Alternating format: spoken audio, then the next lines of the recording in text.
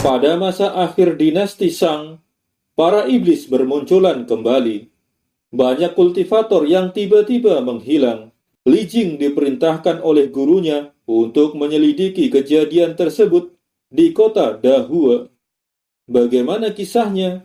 Yuk langsung saja kita masuk ke alur ceritanya.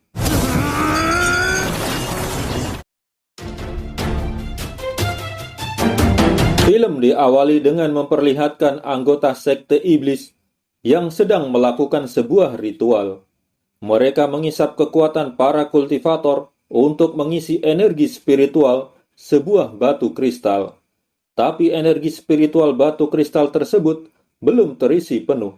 Sang ketua sekte, Zhang Wu, kemudian memerintahkan Zheng untuk menangkap seorang kultivator yang bernama Li Jing dan mengisap seluruh kekuatannya.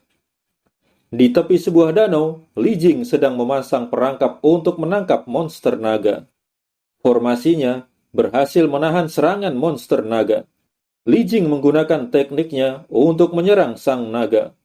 Li Jing berhasil mengalahkan naga tersebut dan menyegel kekuatannya. Tiba-tiba, Li Jing melihat seorang wanita yang terluka di sana. Wanita ini adalah Ning, kekasih Zheng. Ning ini berencana untuk menjebak Li Jing. Li Jing kemudian membawa Ning ke sebuah rumah untuk diobati. Di sana, Ning malah berusaha untuk menggoda Li Jing. Di rumah tersebut, Li Jing menemukan banyak mayat kultivator. Akhirnya, Li Jing sadar kalau Ning adalah siluman. Li Jing pun menyerangnya. Zheng datang untuk membantu Ning. Zheng terdesak, tapi dia dibantu oleh siluman-siluman yang lain dan berhasil melarikan diri bersama Ning. Keesokan harinya, Li Jing pergi ke kota Dahua.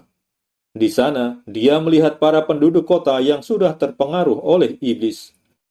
Li Jing bertemu dengan Jiang Xia.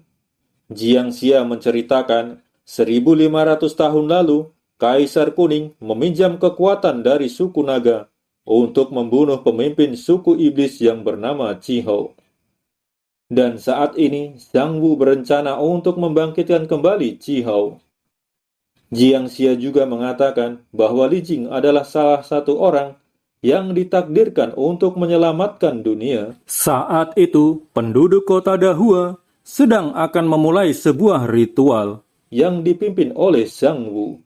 Li Jing ingin menghabisi Zhang Wu agar Qihou tak dibangkitkan. Tapi dia dan Jiang Xia malah dikejar-kejar penduduk kota Dahua.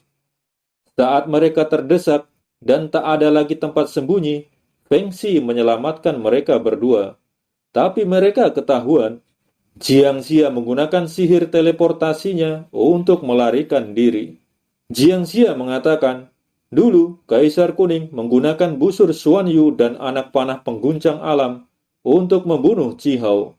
Senjata itu sekarang disimpan oleh klan naga di Laut Timur. Dengan menaiki kapal terbang, mereka bertiga menuju Laut Timur untuk mencari dua senjata tersebut.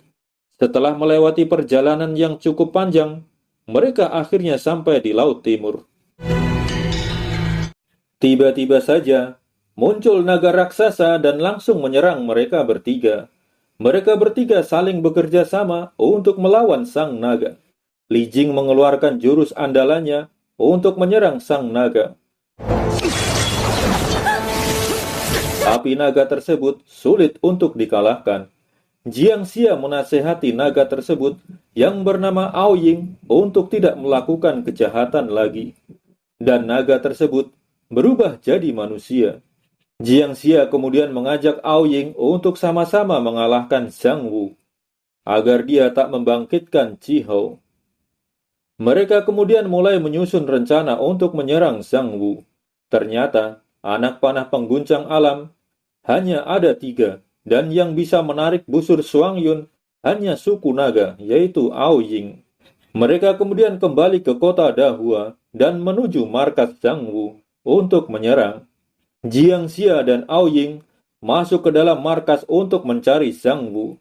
Sedangkan Li Jing dan Feng Xi di luar menghadapi Zheng. Jiangxia kemudian memancing Zhang Wu untuk keluar. Zhang Wu akhirnya keluar dari persembunyiannya, tapi Jiangxia tak berdaya menghadapi anak buah Zhang Wu. Aoying melepaskan anak panahnya, tapi tak mengenai Zhang Wu. Bahkan busur Xuan Yu terjatuh dan berhasil diambil oleh Zhang Wu. Jiangxia dan Aoying kemudian melarikan diri. Mereka juga mengajak Li Jing dan Feng Xi yang sedang bertarung dengan Zheng. Zhang Wu mengejarnya. Dengan menggunakan sihir ledakan, mereka berempat berhasil kabur. Zhang Wu memarahi Zheng karena dianggap gagal.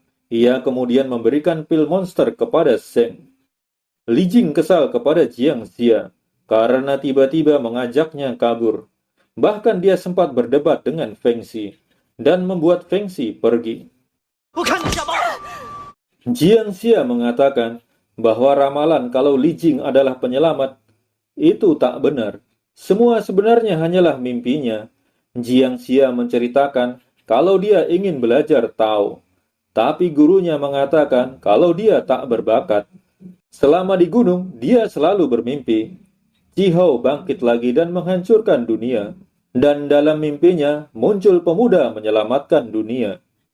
Aoying mengatakan, dia sudah berkultivasi selama ribuan tahun, tapi gagal. Li Jing pun hanya bisa terdiam mendengar itu semua. Li Jing kemudian pergi untuk mencari Feng Xi. Namun Feng Xi disandra oleh Zhang Wu. Agar Feng Xi selamat, Li Jing memberikan energi kultivasinya kepada Zhang Wu. Jiangxia dan Aoying datang, tapi sudah terlambat. Zhang Wu sudah pergi dan energi kultivasi Li Jing dibawa. Feng Xi kemudian menceritakan apa yang terjadi. Mendengarnya, Jiangxia hanya bisa pasrah. Tak ada harapan lagi. Tapi Li Jing mengatakan, setidaknya dalam mimpi Jiangxia, Zhang Wu tewas. Jadi, masih ada harapan. Di tempat lain, Zhang Wu mengisi batu kristal dengan energi spiritual milik Li Jing. Dan energi batu kristal itu pun penuh. Jiangxia dan yang lainnya pergi untuk menyerang Zhang Wu kembali. Di perjalanan, mereka bertemu dengan Zheng. Melihat mereka berempat, walau dicegah oleh Ning, Zheng meminum pil monster untuk melawan Jiangxia dan yang lainnya. Tapi karena tubuh Zheng tak mampu menahan kekuatan pil monster, Zheng tewas. Melihat Zheng tewas, Ning sangat bersedih. Dia pun bunuh diri dan meminta kepada Li Jing agar mereka dikuburkan jadi satu. Mereka akhirnya sampai di markas Zhang Wu. Qihou akan bangkit saat bulan purnama merah muncul. Li Jing bertugas untuk mencari busur Xuang Yu, sedangkan yang lainnya mengalihkan perhatian Zhang Wu. Li Jing menipu Zhang Wu dengan membuat busur Xuang Yu yang palsu, agar Zhang Wu menunjukkan di mana busur Xuang Yu ia sembunyikan. Setelah mencari-cari, Li Jing berhasil menemukan busur Xuang Yu. Di sisi lain, Jiangxia yang menghadapi Zhang Wu pun tak berdaya. Bulan merah darah muncul. Qihou merasuki tubuh Zhang Wu. Jiangxia dan yang lain terluka. Busur Xuang Yu ternyata telah dipasangi dengan mantra kematian. Yang menyentuhnya akan tewas. Li Jing yang mengambil busur Xuang Yu tiba-tiba berada dalam kuil 7 menara. Dalam kuil tersebut banyak siluman yang dikurung. Setelah melewati beberapa ujian, kekuatan para siluman yang dikurung dalam kuil menyatu dalam tubuh Li Jing. Li Jing keluar dari menara. Tapi ada perubahan dalam dirinya, kekuatannya meningkat pesat. Dia langsung menyerang Zhang Wu. Zhang Wu pun tewas. Mereka mengira semua telah usai, tapi Jiangxia melihat masih ada bulan merah darah. Qihou belum tewas.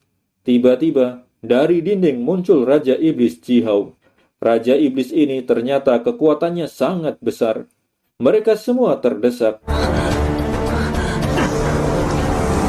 Serangan Li Jing tak mampu menembus pertahanan Zhang Wu. Bahkan pagoda pengurung siluman pun tak sanggup mengurungnya. Akhirnya, Aoying memasukkan roh naganya ke dalam tubuh Li Jing, agar Li Jing dapat menarik busur Xuang Yu. tapi dengan resiko salah satu dari mereka akan tewas. Li Jing akhirnya dapat menarik busur Shuang Yu dan melepaskan anak panah pengguncang alam. Chi Hou pun tewas. Para penduduk di kota Dahua pun sadar dari pengaruh iblis.